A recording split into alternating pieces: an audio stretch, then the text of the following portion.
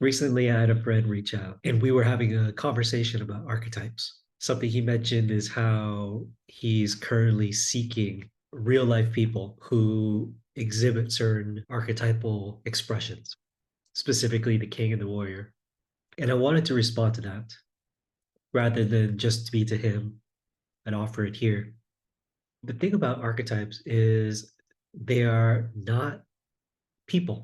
But there's a lot of messaging out there that gives people the idea that they are to be an archetype, that I should embody my warrior and I should embody my king, and then I'll be that person. And what archetypal frameworks some of them share, that's not actually the point. The objective of archetypal psychology and some of these frameworks is the understanding that we, or you, ourselves, begins at the center. And all around us are these archetypal energies that are vying for attention, control, dominance. And part of the maturation of ourself is to draw from these aspects, to draw these energies in when they're appropriate, in the appropriate amounts, the intensities, and most importantly, once their utility has been utilized, that we release it, that we release that energy and we come back into our own center point.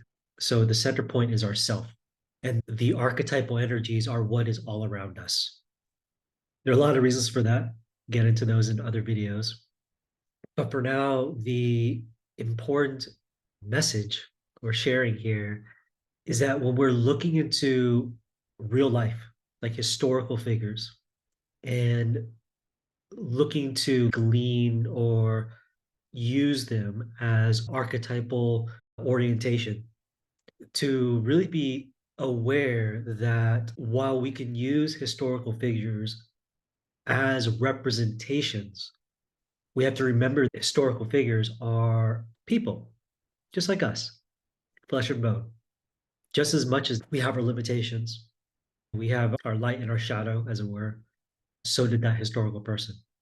Now, we can look at these historical figures from a bit of a mythological or storytelling perspective. And we can use a facet of what we know of them as a way to provide some inspiration or aspiration for ourselves in our daily lives. But it's really important to remember ultimately, these people are just people.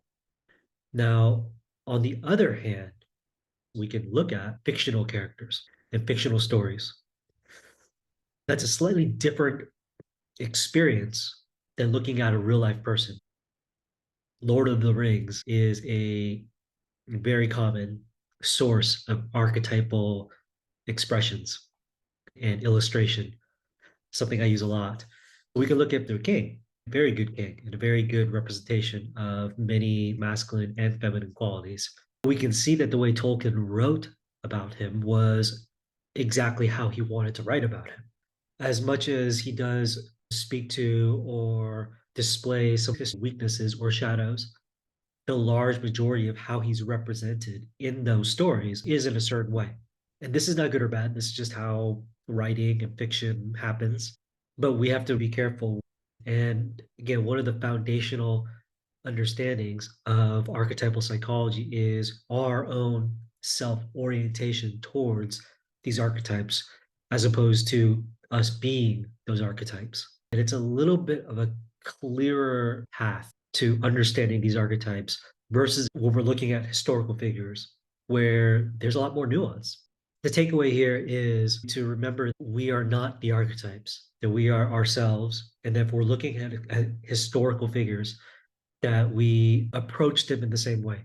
Of course, we can draw from them certain archetypal expressions that they were taking on in those moments that we are learning or being knowledgeable of, but also to simply remember, perhaps in the same way as we would a fictional character, that it's a story and it's a certain facet and perspective.